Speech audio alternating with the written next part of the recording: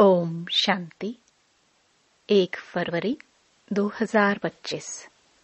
बाबा के महावाक्य। मीठे बच्चे, तुम आत्माओं का स्वधर्म शांति है। तुम्हारा देश शांति धाम है। तुम आत्मा शांत स्वरूप हो, इसलिए तुम शांति मांग नहीं सकते। प्रश्न: तुम्हारा योग बल कौन सी कमाल करता है?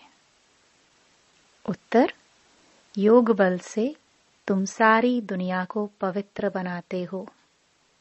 तुम कितने थोड़े बच्चे योग बल से यह सारा पहाड़ उठाए सोने का पहाड़ स्थापन करते हो।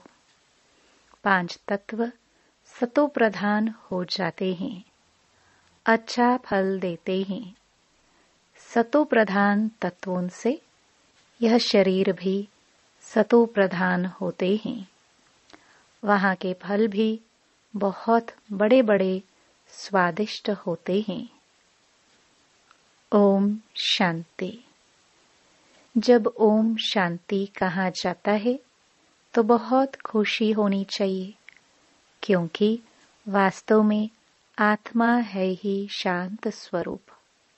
उसका स्वधर्म ही शांत है। इस पर सन्यासी भी कहते हैं, शांति का तो तुम्हारे गले में हार पड़ा है।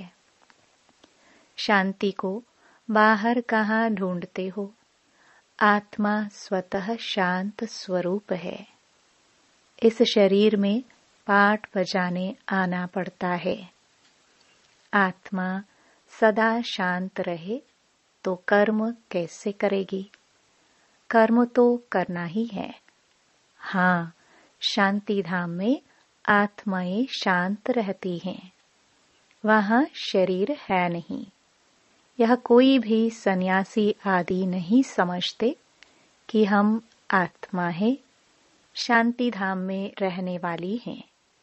बच्चों को समझाया गया है, शांति धाम हमारा देश है।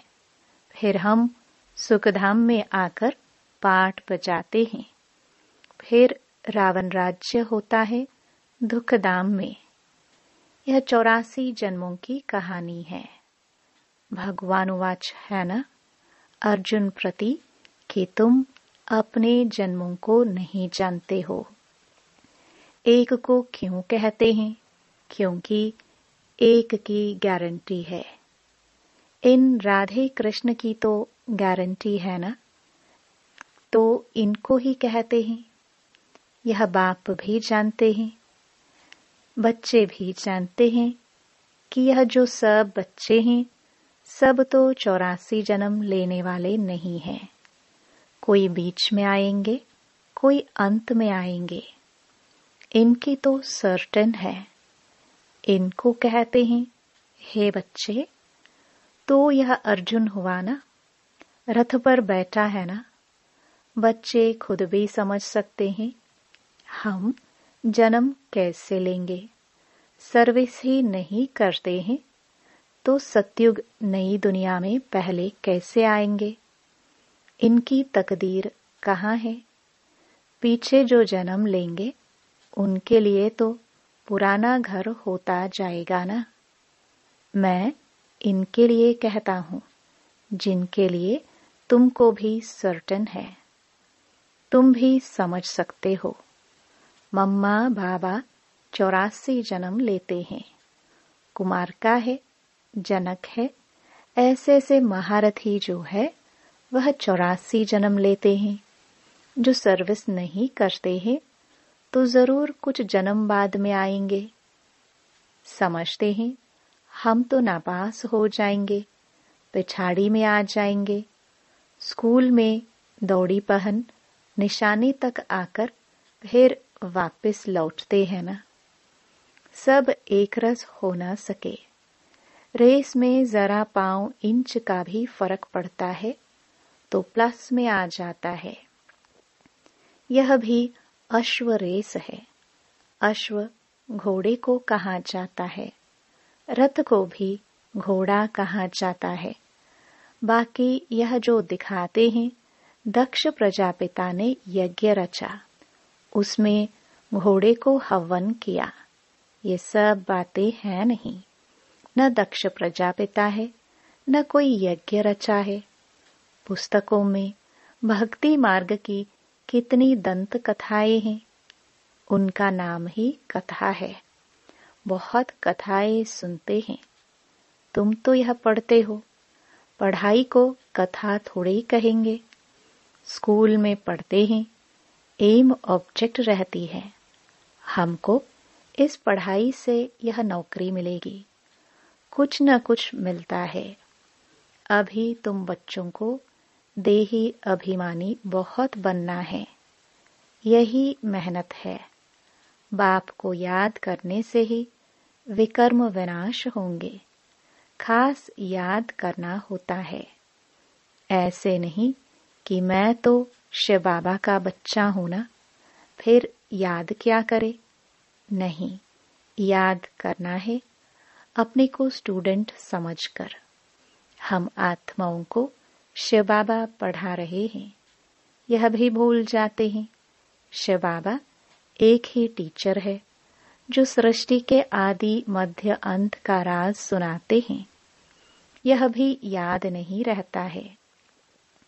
हर एक बच्चे को अपने दिल से पूछना है कि कितना समय बाप की याद ठहरती है। जास्ती टाइम तो बाहर मुक्ता में ही जाता है, यह याद ही मुख्य है। इस भारत के योग की ही बहुत महिमा है, परंतु योग कौन सिखलाते हैं, यह किसको पता नहीं है। गीता में श्री कृष्ण का नाम डाल दिया है। अब श्री कृष्ण को याद करने से तो एक भी पाप नहीं कटेगा, क्योंकि वह तो शरीरधारी है, 5 तत्वों का बना हुआ है। उनको याद किया तो गोया मिट्टी को याद किया, 5 तत्वों को याद किया। शिव बाबा तो अशरीरी है, इसलिए कहते हैं अशरीरी बनो, मुझ बाप को याद करो। कहते भी हो हे पतित पावन, वह तो एक हुआ ना। युक्ति से पूछना चाहिए, गीता का भगवान कौन? भगवान रचयिता तो एक होता है। अगर मनुष्य अपने को भगवान कहलाते भी हैं तो ऐसे कभी नहीं कहेंगे कि तुम सब हमारे बच्चे हो। या तो कहेंगे तत्त्वम, या कहेंगे ईश्वर सर्वव्यापी है, हम भी भगवान, तुम भी भगवान, जिधर देखता हूं तू ही तू है। पत्थर में भी तू, ऐसे कह देते। तुम हमारे बच्चे हो यह कह नहीं सकते, यह तो बाप ही कहते हैं, हे मेरे लाडले रूहानी बच्चों। ऐसे और कोई कह ना सके।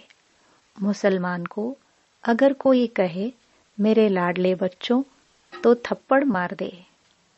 यह एक ही पारलौकिक बाप कह सकते हैं, और कोई सृष्टि के आदि मध्य अंत का ज्ञान दे ना सके।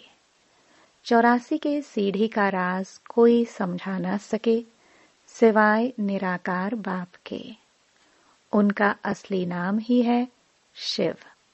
यह तो मनुष्यों ने अताह नाम रख दिए हैं। अनेक भाषाएं हैं तो अपनी अपनी भाषा में नाम रख देते हैं। जैसे बॉम्बे में बबुलनाथ कहते हैं, परंतु वह अर्थ थोड़े ही समझते। तुम समझते हो, कांटों को फूल बनाने वाला है। भारत में शिव बाबा के हजारों नाम होंगे, अर्थ कुछ नहीं जानते।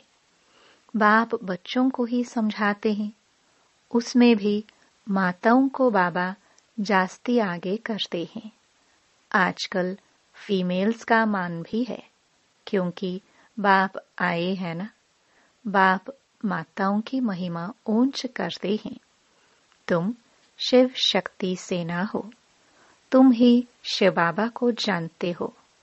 सच तो एक ही है, गाया भी जाता है, सच की बेड़ी हिले डुले डूबे नहीं। तो तुम सच्चे हो, नई दुनिया की स्थापना कर रहे हो। बाकी झूठी बेड़ियां सब खत्म हो जाएंगी। तुम भी कोई यहाँ राज्य करने वाले नहीं हो। तुम फिर दूसरे जन्म में आकर राज्य करेंगे। यह बड़ी गुप्त बातें हैं जो तुम ही जानते हो। यह बाबा ना मिला होता तो कुछ भी नहीं जानते थे, अभी जाना है। यह है युधिष्ठिर, युद्ध के मैदान में बच्चों को खड़ा करने वाला। यह है नॉन वायलेंस, अहिंसक।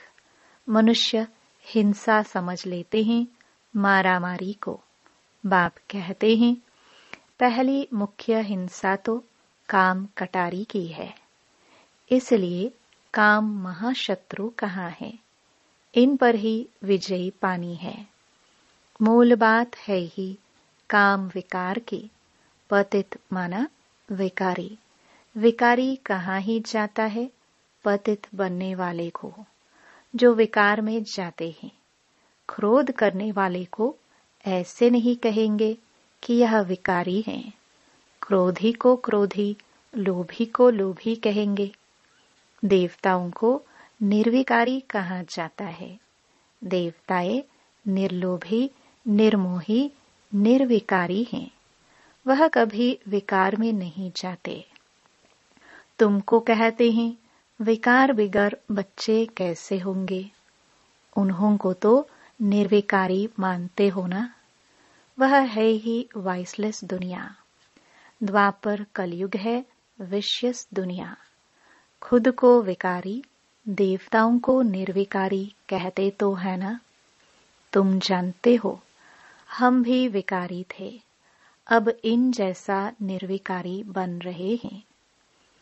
इन लक्ष्मी नारायण ने भी याद के बल से यह पद पाया है, फिर पा रहे हैं। हम ही देवी देवता थे। हमने कल्प पहले ऐसा राज्य पाया था जो गवाया, फिर हम पा रहे हैं। यही चिंतन बुद्धि में रहे तो भी खुशी रहेगी। परंतु माया यह स्मृति भुला देती है। बाबा जानते हैं तुम स्थायी याद में रह नहीं सकेंगे। तुम बच्चे अडोल बन याद करते रहो तो जल्दी कर्मातीत अवस्था हो जाए और आत्मा वापस चली जाए। परंतु नहीं, पहले नंबर में तो यह जाने वाला है। फिर है शिव बाबा की बारात।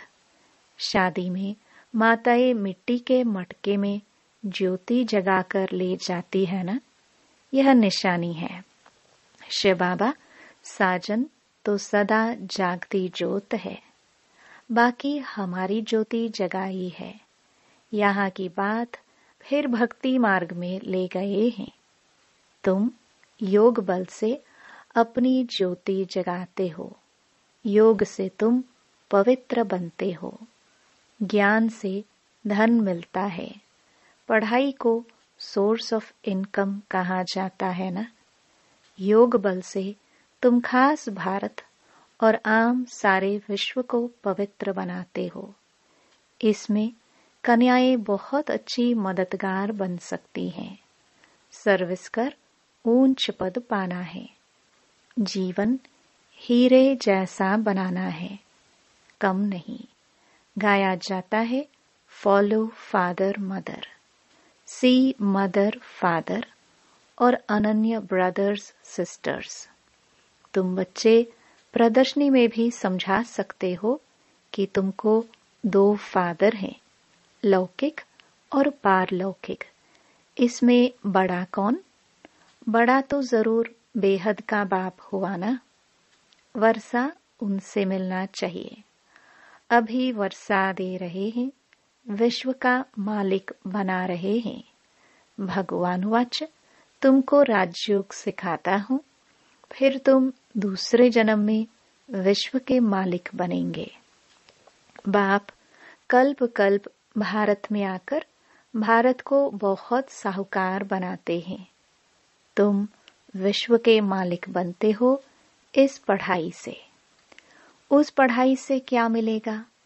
यहाँ तो तुम हीरे जैसा बनते हो 21 जन्म लिए। उस पढ़ाई में रात दिन का फर्क है। यह तो बाप, टीचर, गुरु एक ही है।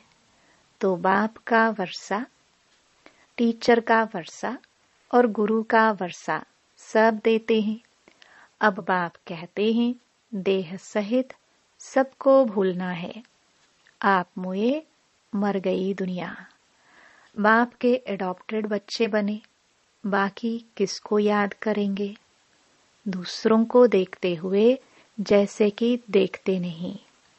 पाठ में भी आते हैं, परंतु बुद्धि में है अब हमको घर जाना है, फिर यहाँ आकर पाठ बजाना है। यह बुद्धि में रहे तो भी बहुत खुशी रहेगी। बच्चों को देह भान छोड़ देना चाहिए। यह पुरानी चीज यहाँ छोड़नी है। अब वापस जाना है। नाटक पूरा होता है। पुरानी सृष्टि को आग लग रही है। अंधे की औलाद अंधे अज्ञान नींद में सोए पड़े हैं। मनुष्य तो समझेंगे यह सोया हुआ मनुष्य दिखाया है, परंतु यह अज्ञान नींद की बात है जिससे तुम जगाते हो। ज्ञान अर्थात दिन है सतयुग, अज्ञान अर्थात रात है कलयुग। यह बड़ी समझने की बातें हैं। कन्या शादी करती है तो माता पिता, सासू ससुर आदि भी याद आएगा, उनको भूलना पड़े। ऐसे भी युगल है जो सन्यासियों को दिखाते हैं। हम युगल बनकर कभी विकार में नहीं जाते हैं। ज्ञान तलवार बीच में है। बाप का फरमान है पवित्र रहना है। देखो रमेश उषा है, कभी भी पतित नहीं बने हैं। यह डर है अगर हम पतित बने तो 21 जन्मों की राजाई खत्म हो जाएगी, देवाला मार देंगे। ऐसे कोई कोई फेल हो पड़ते हैं।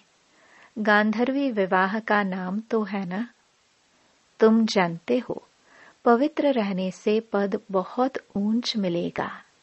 एक जन्म के लिए पवित्र बनना है। योग बल से कर्मेंद्रियों पर भी कंट्रोल आ जाता है। योग बल से तुम सारी दुनिया को पवित्र बनाते हो। तुम कितने थोड़े बच्चे योग बल से यह सारा पहाड़ उड़ाए सोने का पहाड़ स्थापन करते हो। मनुष्य थोड़े ही समझते हैं। वह तो गोवर्धन पर्वत पिछाड़ी परिक्रमा देते रहते हैं।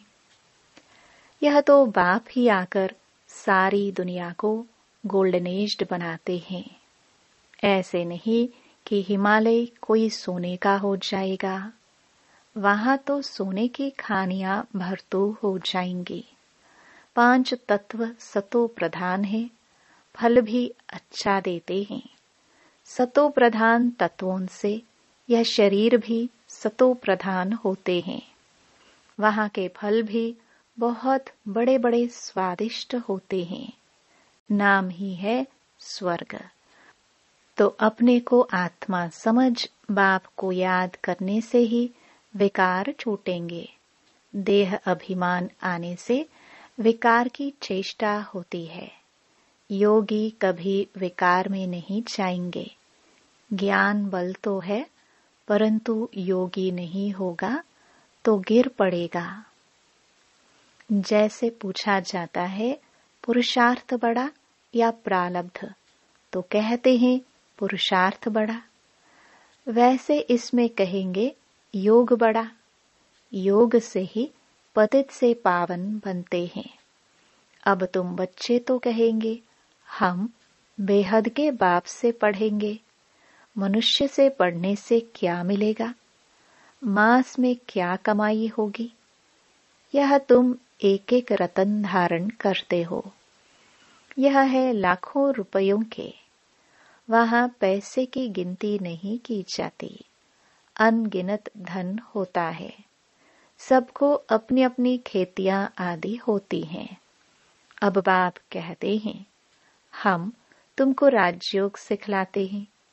यह है एम ऑब्जेक्ट। पुरुषार्थ करके ऊंच बनना है। राजधानी स्थापन हो रही है। इन लक्ष्मी नारायण ने कैसे प्रारब्ध पाई, इनकी प्रारब्ध को जान गए तो बाकी क्या चाहिए। अभी तुम जानते हो, कल्प 5000 वर्ष बाद बाप आते हैं, आकर भारत को स्वर्ग बनाते हैं। तो बच्चों को सर्विस करने का उमंग होना चाहिए। जब तक कोई को रास्ता नहीं बताया है, खाना नहीं खाएंगे। इतना उल्लास उमंग हो तब ऊंच पद पा सकते हैं। अच्छा, मीठे मीठे सिखिलदे बच्चों प्रति माता पिता बाप दादा का याद प्यार और गुड मॉर्निंग। रूहानी बाप की रूहानी बच्चों को नमस्ते।